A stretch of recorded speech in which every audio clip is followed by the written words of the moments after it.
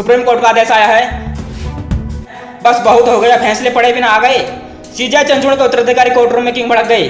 देश के अगले मुख्य न्यायाधीश जस्टिस संजीव खन्ना और जस्टिस दीपांकर दत्ता की पीठ ने आज शुक्रवार 17 मई को ईवीएम वीवीपीएटी के मामले में एक समीक्षा याचिका पर सुनवाई कर रही थी। इस दौरान याचिकाकर्ता की ओर से पेश वकील की दलील पर जस्टिस संजीव खन्ना तब भड़क गए जब वकील ने जज साहब से इलेक्ट्रॉनिक वोटिंग मशीन में लगे माइक्रो कंट्रोलर चिप पर अपनी बात कहनी चाहिए, लेकिन वकील की बात पर जज साहब नाराज हो गए। दरअसल 26 अप्रैल को अपने फैसले में जस्टिस खन्ना और जस्टिस दीपांकर दत्ता ने ईवीएम में दर्ज वोटों का 100% वीवीपीएटी पर्चियों के साथ मिलान की मांग को मानने से इनकार कर दिया था और इससे जुड़ी अर्जी खारिज कर दी थी। बेंच ने इस फैसले के खिलाफ अरुण कुमार अग्रवाल ने उसी पीठ के समक्ष एक समीक्षा याचिका दायर की थी। समीक्षा याचिका में अग्रवाल ने पीठ के फैसले में हुई 3 त्रुटियों पर फिर से विचार करने का लेख न्यायालय से अनुरोध किया था।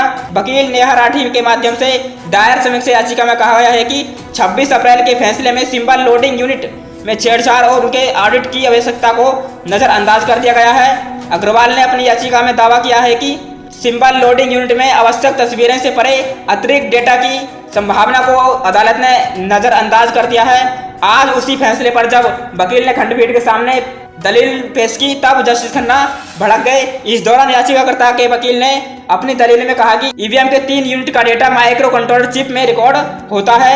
तभी जस्टिस खन्ना ने कहा, क्या मतदाता के लिए पहली पर्ची लाना अनिवार्य है? उसे तो केवल 17A पर हस्ताक्षर करना होता है और 7 सेकंड तक वीवीपैट की पर्ची देखनी होती है। इस दौरान केंद्र और चुनाव आयोग ने समीक्षा याचिका का विरोध करते हुए कहा कि चुनाव के दौरान मतदाता की गोपनीयता सुरक्षित रखना बहुत बड़ा मुद्दा है। इसके बाद जस्टिस खन्ना ने कहा, आपने हमारा फैसला नहीं पढ़ा। मतदान अधिकारियों को पता नहीं चल सकता कि किसने किसे वोट डाला है, वह केवल कुल वोट ही जान सकता है। तभी वकील ने कहा, मिलियॉर्ड, मेरा मतलब और सवाल माइक्रो कंट्रोलर चिप से है। इतना सुनते ही जस्टिस खन्ना पूरी तरह भड़क गए और बोले, बस बहुत हो गया, बिना फैसले पढ़े आप आ गए।